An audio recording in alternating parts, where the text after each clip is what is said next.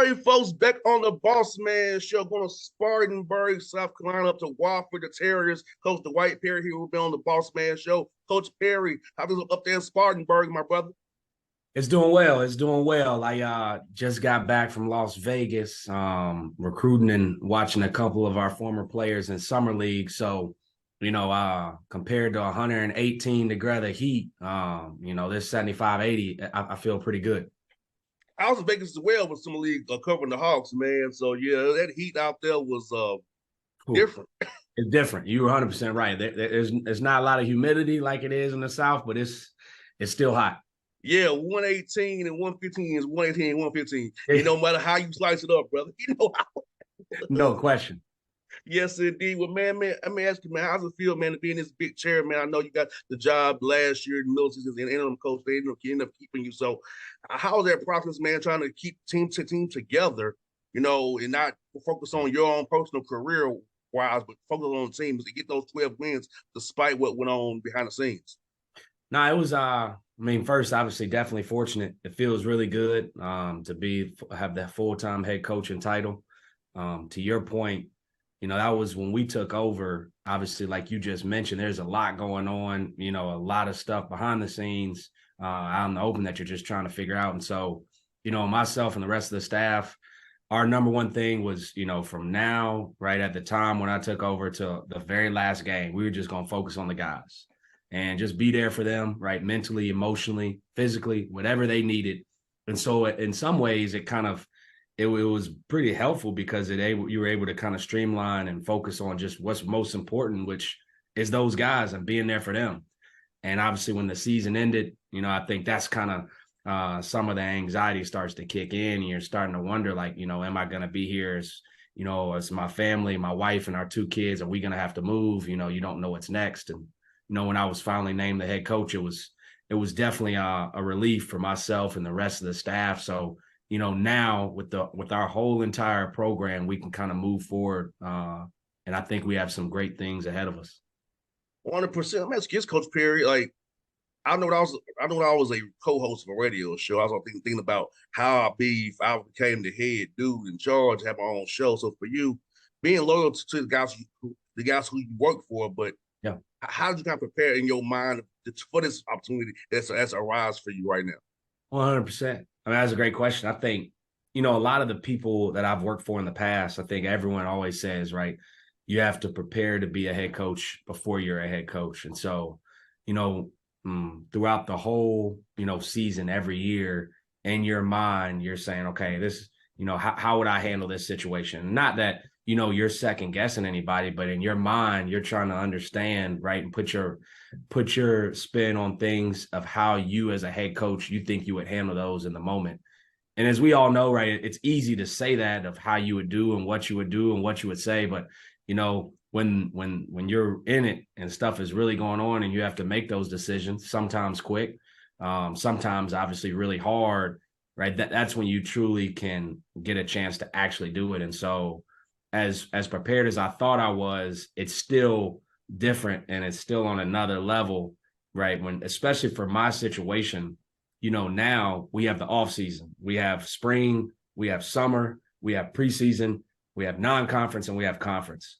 When we took over in the transition, we were right there in the middle of the year, and there's no like, hey, 2 or 3 weeks to get going from the time the decision was made that the former head coach is on leave to our next game.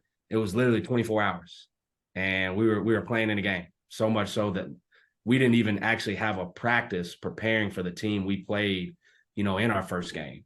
But, it kind of goes back to what I was saying before. That's not what our players needed, right? Our guys, they understood how to play defense. They understood the plays. If we were going to have any success in that game, it wasn't going to have anything to do with, any of the plays and any of the walkthrough and shoot around that we did. And I honestly think that's a big reason why we were able to win that very first game is, emotionally and mentally, our guys were able to kind of take a step back and not be so basketball. And they were able to just breathe and honestly just be normal and process stuff. And I honestly thought that was a pretty good lesson that I learned right then and there that I've kind of tried to come back to at certain times because I think it's really easy to get so fixated on what's next and what do we got to do and what do we got to prepare for that you kind of lose sight of the most important thing, which is guys have to be able to play free, be in a good space mentally and emotionally, to be happy and have energy. And that makes up way more for the knowledge that, as coaches, we want to try to make them have. I think you kind of brought me back to some memories of my career. I know when I was a backup and I wasn't a starter, or when I was a starter but other guys was out, how those guys stepped up. Because I know when I was a backup, I just wanted to get out there and play. I wasn't worrying about when we all played more together because certain guy was out who dominated the ball, right? We all Yep. had the ball moving and hopping. We wasn't worrying about it. We just wanted to play. So Exactly. you're right. When things have to be injuries, adversity happens, guys are out or something, you usually do play freer for those guys who are the backups or after it's all over. You just worry about you go out there and play like we all play. We love to play ball. Yep. So yeah. So what you said makes a lot of sense. I know in my career, I saw what happened on both ends. Yep. 100%. It's I mean, you can't underestimate the value of guys being able to play free. And that's something that we stress a lot, in the recruiting process and with our current guys. Like, you're going to make mistakes, and you can't go out there and try to play mistake-free basketball. Mistakes are going to happen. As long as you're playing hard, as long as you're being mentally and physically tough, and we're, like you just said, the ball's moving and we're trying to play together. Like, the only time, honestly, as a staff, we're ever going to get mad as a head coach, the most I ever get mad at guys is when they pass up shots that I think they should shoot. That's when I get frustrated. I want guys to shoot more, especially when it's their type of shots. I don't want them out there over like second guessing. And, we've all, if you've been around sports and you've been around basketball, we've all played for those coaches where you shoot a shot, and if it doesn't go in, you're kind of looking at the sideline, you're looking at the bench to see how he's going to react. You make a mistake, you're seeing like what's coach going to look like. I knew, kind of to your question earlier, as an assistant and playing, if I was ever fortunate enough to be a head coach, like that was something that really stuck out to me. If I get that opportunity, I don't want guys that are out there playing, looking over to the bench when they make a mistake or they shoot a bad shot. I want them truly being free. Nah, you're right, man. I remember in high school, like that's freshman, sophomore, I knew I didn't make my first 2 or 3 shots or whatever. I wouldn't make that see the court the rest of the night. But as Yeah. a junior and senior, I had latitude. So I don't think that was right, but still. Right. but Right. the fact of the matter is, you didn't come off the bench warm or make an impact. He was going to show the rotation since the second half. He wasn't going to Yep. play. so, No question. so, No question. what you say, I lived. What you say, I lived. Go like, yeah, man. Like No that's a question. good thing to know when you take a shot, or it's a good shot, you miss it, you Yeah. still might get yanked and pulled. No question. No question. It's that's one of those deals, like you said, we've all lived it at some point in our career. No doubt, man. I'll ask you something. Tell you about the workouts you've been having, man. Having your spring and summer, having your guys on campus kind of become more one. I know Coach Perry when when I was on the summertime, I was more accountable to my teammates. When I'm by myself, I'm just going I might loaf a little bit, right? I'm just being real about Mm-hmm. it. But you with your teammates, I hold you accountable for the win sprints and making your shot, doing your individual work, and also it can get you where you don't have to coach the effort and energy. If you Yeah. have player-led teams holding you accountable, guess what they let you do is coach energy and effort, which you don't want to do as a head coach. No question. I mean, what you just said is spot on. Like, we having a player-led team, that's crucial. So right off the bat, there's 2 things I think that are very unique for us, at least, or I feel like give us a great advantage. And number one, the player-led piece is important. No matter what we're doing, whether it's team, whether it's individual stuff, outside of that, I mean, there's not a day that comes by that we don't have 3 or 4 or 5 guys in the gym before 8:30. And that's nothing that the coaches are doing. That's player-led. Guys are getting in here on their own. They're bringing teammates with them. Like you just said, like they're holding each other accountable. And the great part is it's not forced. It's not like that's something we're making them do. They genuinely want to do that. And we all know, I mean, as much as you can make someone be in the gym, you're only getting out of that person, but so much compared to if they're going to the gym and they're there for the same amount of time, but they're there because they truly want to be there, right? It's night and day right? The production you're going to get from that person. Same thing in work, right? We all know if we have to be somewhere because the boss says we have to be there versus if we genuinely want to be there, you're going to be a way more productive person because if it's internally what you want to do. And that doesn't change just because it's basketball. And I think the second piece for us, with the way the rules have changed here recently in the summer, we're still allowed to do team activities on the court.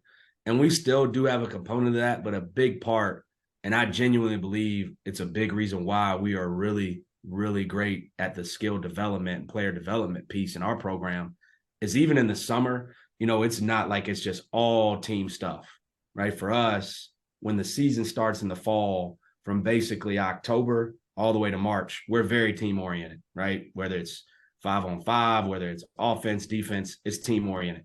But in the off season, like you just spoke to, we're just trying to get guys individually better. And for us, right, if we can get you individually better just by 10%, and I can get better individually 10%, and the next guy, right, that alone makes our whole team better. Even if we're not getting better in the team dynamic setting in a 5-on-5, just this one person working on a certain part of their game, just getting incrementally better. And then you times that by 4 years, I think the proof is in the pudding with where the guys we have coming in. Some are great coming in out of high school. Some, right, are probably not as great. But the reality is when they leave here, they're all great players for the most part. And I think a large part of that goes to our players and the work they're putting in. But another component of that, I think, is the skill development piece that we really try to hone in on. And Coach Perry, how much is the new landscape here with the transfer portal NIL, where you develop a stud player, and then those big boys come try to pick them off, like use you as like the farm system pretty much. So how do you balance that out? But also you can get better high school guys than two big guys, Power 5 guys aren't looking for the high school players anymore. So how do you kind of balance that those two competing dynamics we got going on college basketball right now?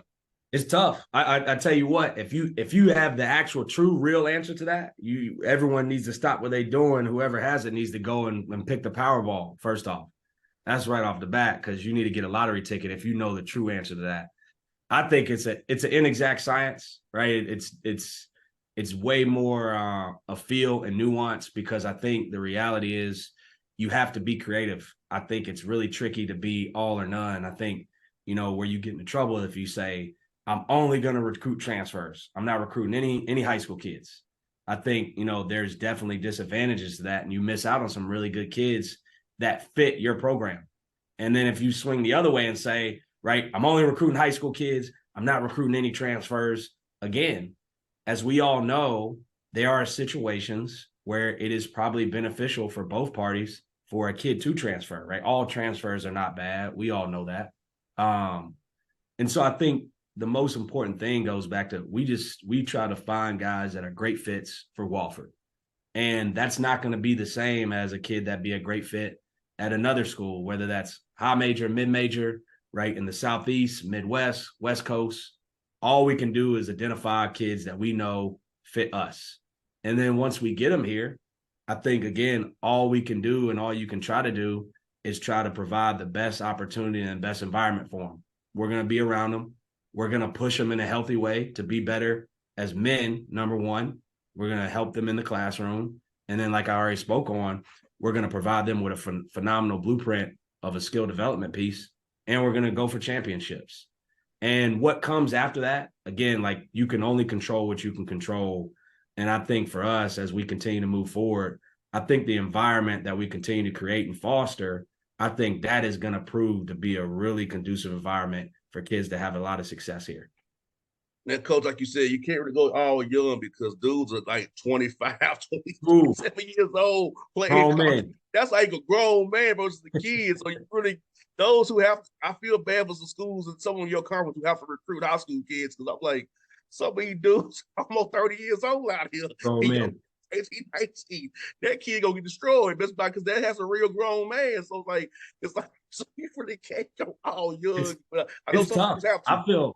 I feel bad. I genuinely feel bad because there's a lot of really good high school players, right, at all levels that are getting boxed out of being able to play at the Division I level because of just the numbers game, right? That is college basketball right now with transfers. Same with junior college players, right? As we all know, and that therein lies the tough part about everyone's job. And, I genuinely feel for high school players and the coaches, because I think there's a lot of good talent right now that is just not getting the opportunity to play at the Division I level. And I'm thinking, this is my thinking out loud. I think, Coach, that you may agree with this as well. Once the COVID year people wash out, yeah, it may improve a little bit more that after they wash out, I think. Yeah, I think so. I mean, just like you said, just off the sheer amount of numbers of kids that are in college basketball right now with COVID, they're just able to stay in college basketball, whether going up or going down. But once that changes, I definitely think that'll help some. I would agree with you on that. And Coach, let's get man about your scheduling. I know you probably have to get bought a few times. You and SoCon, but how tough is scheduling when Wofford has generally been good? They're trying to get guys to come play you in Spartanburg because they don't want to come there and take a loss. So you're doing like more 2-for-1s, home and homes, MTEs. How tough is trying to put that puzzle together, free SoCon play, man? It's real tough. Everyone, I think, old adage is obviously recruiting is the most important part of college basketball, and scheduling is probably number 2. And to your point, it's hard. Obviously, the success the program has had over the years, it speaks for itself with the teams we've beaten at all different levels, right? From Texas A&M last year, we're the only team to beat them at Texas A&M, right, in or out of conference. And obviously, all the other high majors that we've beaten in the past. It's tricky because when you factor in certain schools for different reasons, whether perceptionally, whether geographically, don't want to play you necessarily, or sometimes they do, and the dates don't work out on our end or their end. It definitely can be a puzzle that's tough to put together. But having said that, I think we put together a really good schedule. We have some really good teams. We're obviously at the tail end of processing and finalizing that. But I think combined with our MTE of where we're going, we'll actually be going to an MTE out of the country, and then some high major teams that we get a chance to play that have some Wofford ties. I actually think it's going to be a pretty exciting and a really good schedule that's going to test us, allow our guys to play in some cool venues, great atmospheres, and have us ready for a championship run in the SoCon. That's one for you, Coach, man. On this show, man, we're foodies on this show. We love foodies. So tell me some cool spots to eat in Spartanburg, South Carolina, man, that you and your staff love to hit up, man. Yeah. I mean, if you know me, I love food. And unfortunately, it's probably not the healthiest of options. Same here. So if you're looking for healthy, gluten-free, dairy-free, vegan spots, that's definitely my wife. She will be able to point you in the right direction. But no, I mean, there's a lot of great spots. Wade's, which is right up the street from us, is really good. Cribs, Southern Kitchen is really good. You can't go wrong with either one of those. If you really, you want to get into a really nice steak, you can't go wrong at the Peddlers. But there's a lot of really good spots here, and unfortunately, people at each of those establishments probably know me pretty well right now. No doubt. And I gotta tell you this before you go, Coach, man. Like, Atlanta just got a Whataburger, an In-N-Out burger. Yeah, Coach, I must tell you, I saw there are police and security directing you into the Whataburger and In-N-Out burger. I'm like, this is it's crazy, man. Like, wow. I ain't never seen. I knew it happened at Chick-fil-A. Then when they had the Popeye sandwich come out.